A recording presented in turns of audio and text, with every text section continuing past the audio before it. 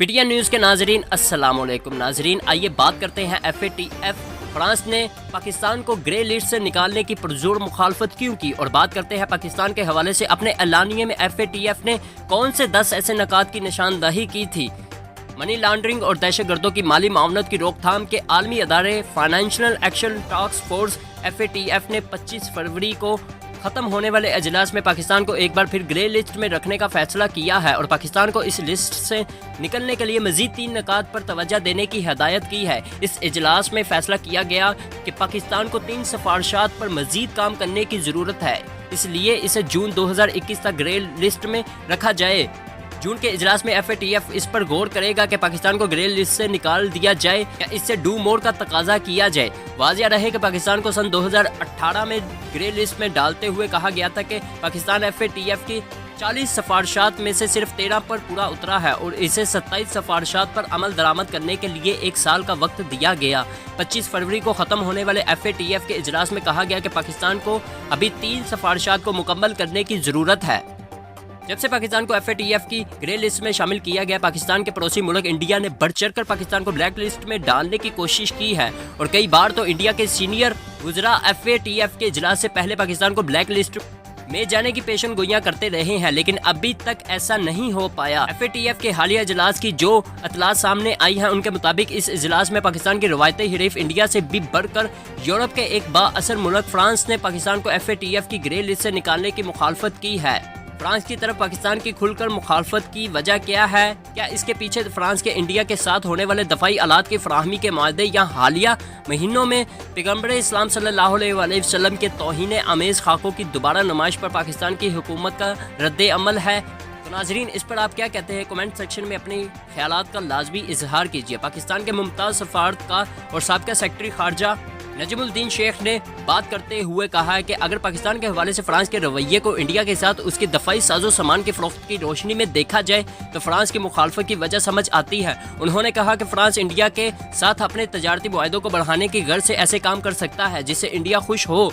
ऐसे लगता है कि पाकिस्तान के हवाले से हिंदुस्तान और फ्रांस एक ही सफ़े पर हैं। इंडिया ने हाल में फ्रांस से दफाई पैदावार के मुतअद्दिद मुआहदे किए और जिनमें जदीद जंगी तैयारे रफ़ाइल का सौदा भी शामिल है। नजमुद्दीन शेख समझते हैं कि पाकिस्तान को अपनी सूरत हाल को समझते हुए आगे बढ़ने की ज़रूरत है और इस गर्ज से उसे यूरोपीय यूनियन के साथ अपने ताल्लुकात पर तवज्जो देनी चाहिए। उन्होंने कहा कि ऐसा देखा गया कि कई बार फ्रांस की पॉलिसी यूरोपीय यूनियन की पॉलिसी से मुताबिकत नहीं रखती। पाकिस्तान में FATF को कोऑर्डिनेशन कमेटी के सरबराह वफाकी वजीर हमाद अजहर ने इस्लामाबाद में प्रेस कॉन्फ्रेंस करते हुए कहा कि पाकिस्तान के अब ग्रे लिस्ट से ब्लैक लिस्ट में जाने के अमकानात ख़त्म हो चुके हैं। उन्होंने कहा कि FATF ने तस्लीम किया कि पाकिस्तान 90% सिफारिशात पर अमल कर चुका है। उन्होंने कहा बाकिया 3 नकात पर बहुत सा काम पहले ही हो चुका और इसे बहुत जल्द मुकम्मल कर लिया जाएगा।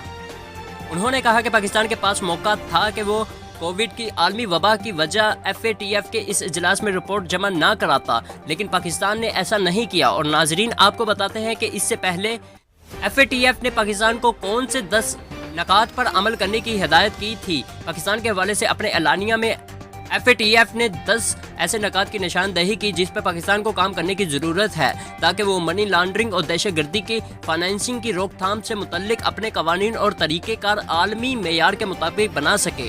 तो नाजरीन 10 निकात कौन से हैं वो हम आपको बताते हैं। पाकिस्तान ये जाहिर करे कि वो दहशतगर्द के गिरोहों की जानिब से लाहिक दहशतगर्दी की फाइनेंसिंग के मुमकिना खतरात का मुनासिब फहम रखता है और फिर इन खतरात के पेश नज़र उस किस्म की सरगर्मियों पर भी नज़र रखे हुए है। पाकिस्तान ये जाहिर करे कि वो मुल्क में एंटी मनी लॉन्ड्रिंग के ज़ाब्तों की खिलाफ वर्जी करने वालों के खिलाफ तदार की इक़दाम किए जाते हैं और इन पर पाबंदियाँ नाफिज की जाती हैं। ये भी मालियाती अदारे एंटी मनी लॉन्ड्रिंग और दहशतगर्दी की फाइनेंसिंग की रोकथाम से मुतल्लिक मामलात में इन इक़दाम की तामील करते हैं। पाकिस्तान ये जाहिर करे कि इसके बाख्तियार अदारे पैसों की गैर कानूनी मुंतकली या वैल्यू ट्रांसफर सर्विस की निशानदही करने में ताउन कर रहे हैं और इनके खिलाफ कानून के मुताबिक कार्रवाई में मसरूफ़ हैं। पाकिस्तान ये जाहिर करे कि इसके इदारे कैश कोऑर्डिनेट्स पर निगरानी रखे हुए हैं और नकद की गैर कानूनी नकलो हरकत की रोकथाम में अपना किरदार अदा कर रहे हैं। मुमकिन दहशतगर्दी की फाइनेंसिंग से निपटने के लिए सूबाई और वफाकी अदारों समेत तमाम अदारों के बाहमी ताउन को बेहतर बनाया जाए। पाकिस्तान ये जाहिर करे कि कानून